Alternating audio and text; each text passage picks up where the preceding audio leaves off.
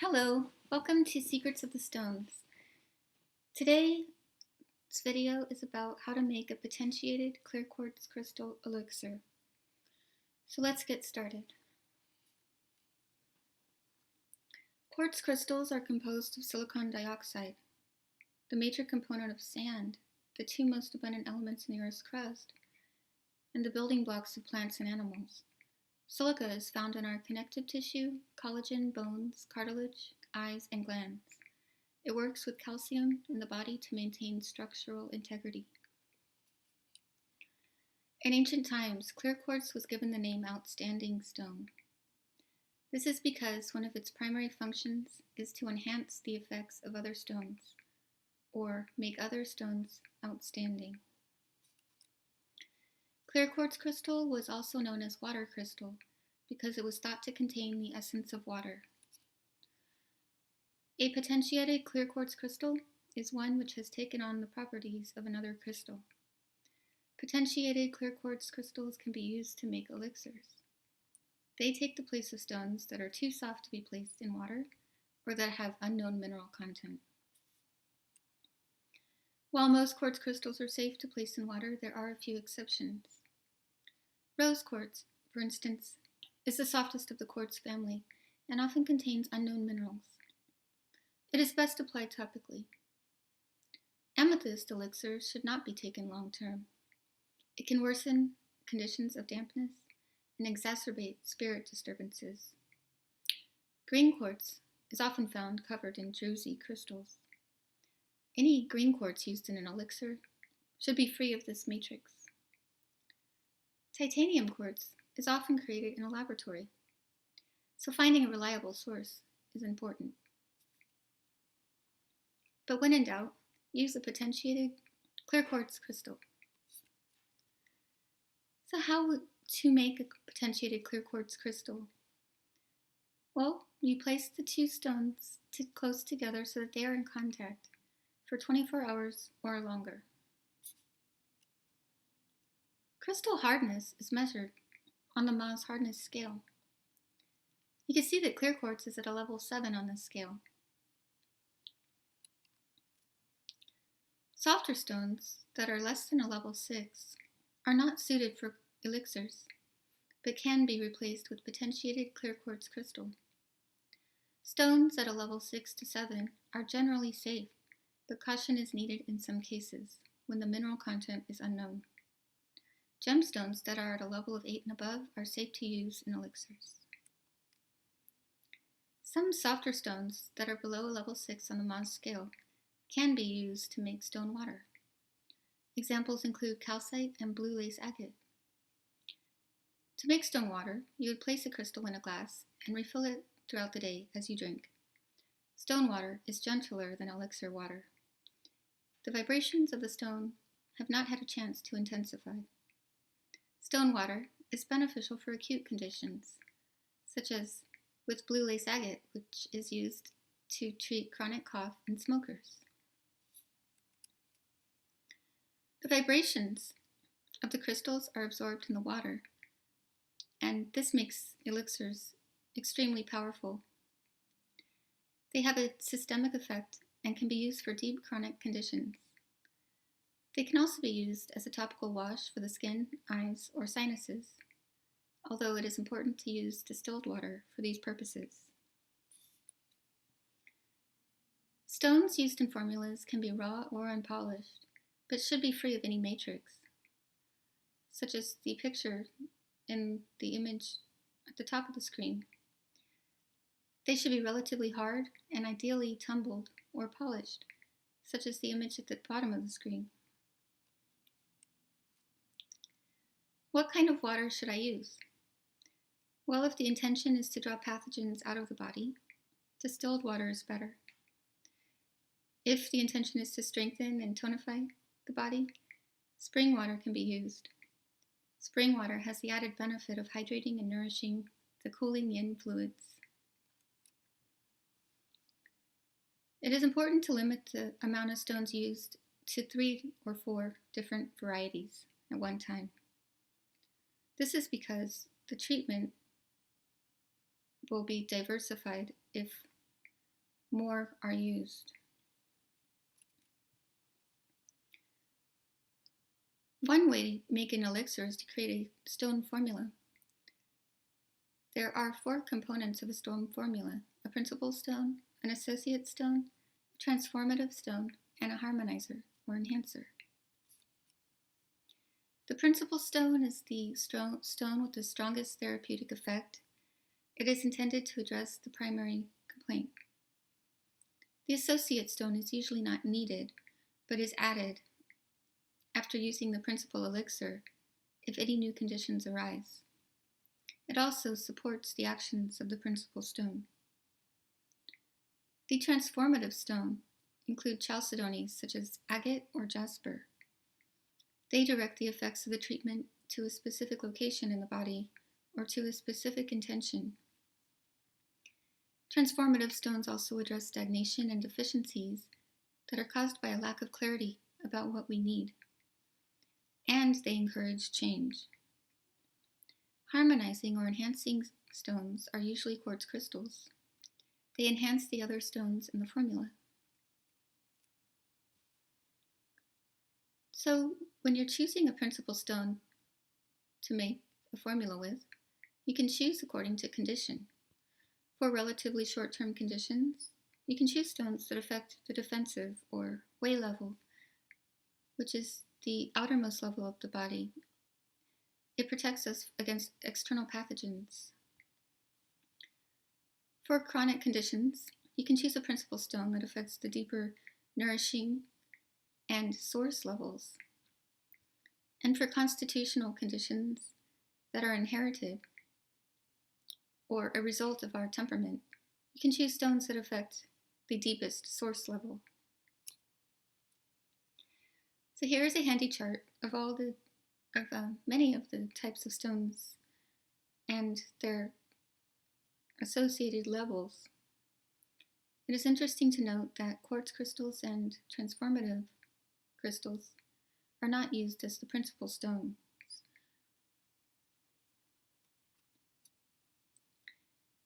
You can choose a stone according to the level of illness as well. For physical problems, choose a principal stone that is turbid, dull, or opaque, and non-gemstone quality. Physical conditions usually require that stones touch the body or are ingested as elixirs. For mental or emotional conditions, you can choose a principal stone that has a chemical structure or color that relates to the blood. Hematite, for instance, contains iron, and pink rhodochrosite is pink. For a spiritual condition, you can choose a gemstone quality stone as the principal. These are best when placed on the body or worn as jewelry. And when used in a stone layout, they can be placed surrounding the body without touching it and still be effective.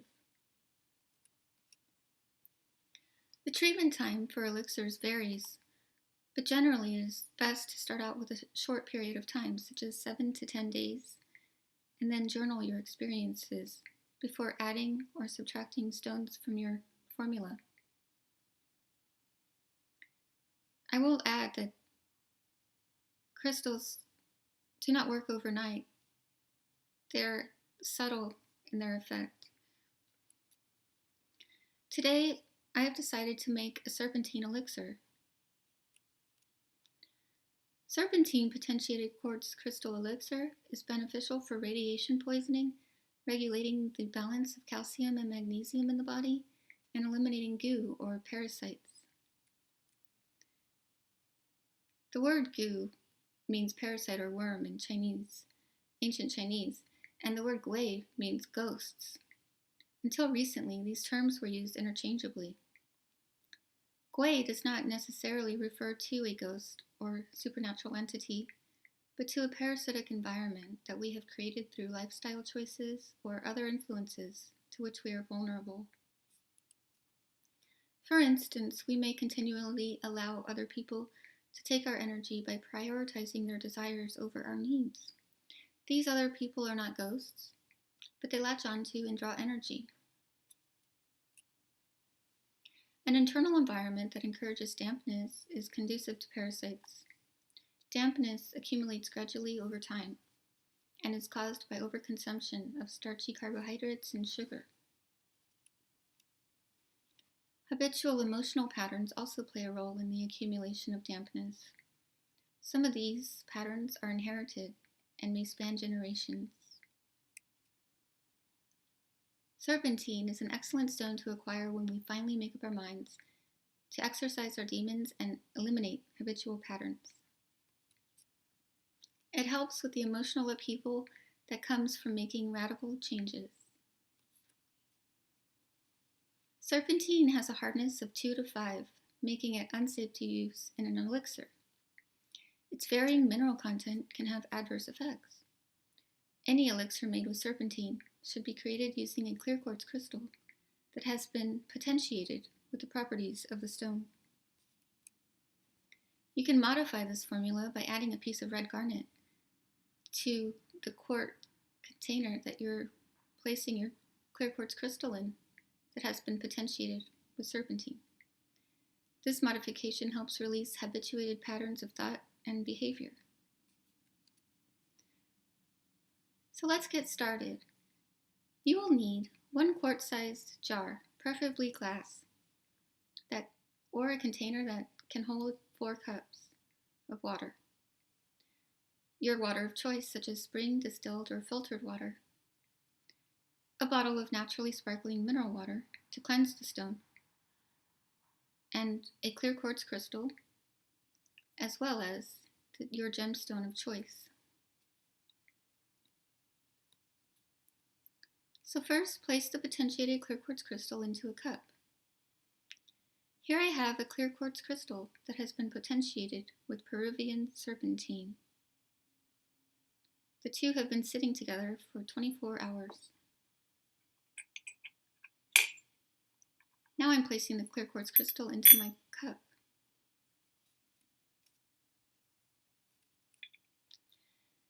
Next, fill the cup with filtered water and place it under the faucet. Allow the water to slowly drip for 1 to 2 hours.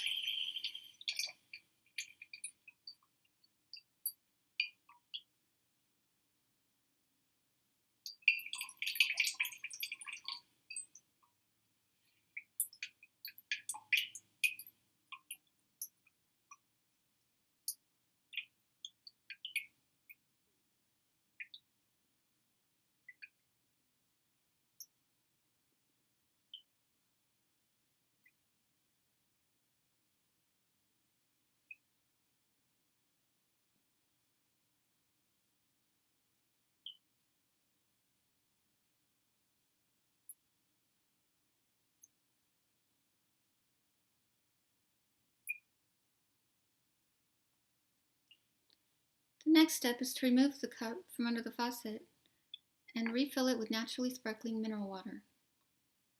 Allow the crystal to sit in the mineral water for 30 minutes.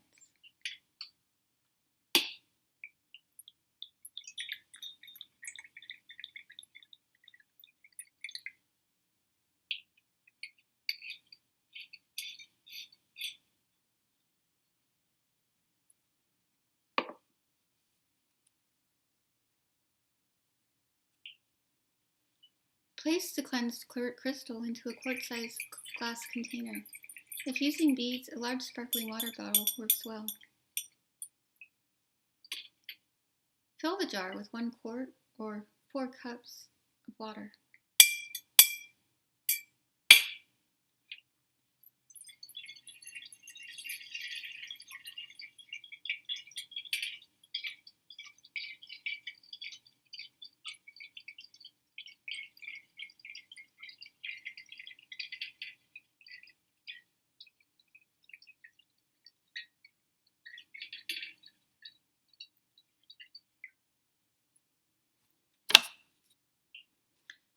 Cover the jar with a piece of paper or a piece of cloth.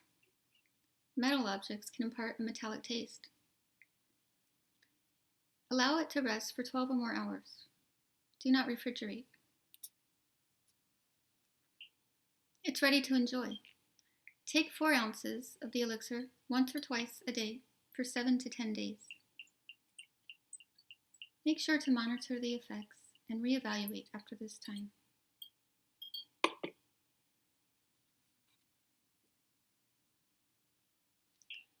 One thing to add is you should refill the bottle with the 4 ounces you removed every time you take a dose. The reason for this is that elixirs lose their potency when less than half of the water remains.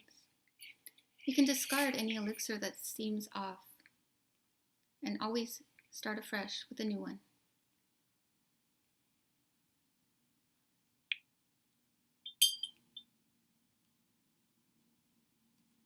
Well, that's it. Thank you for joining me today on Secrets of the Stones, and I'll see you next time.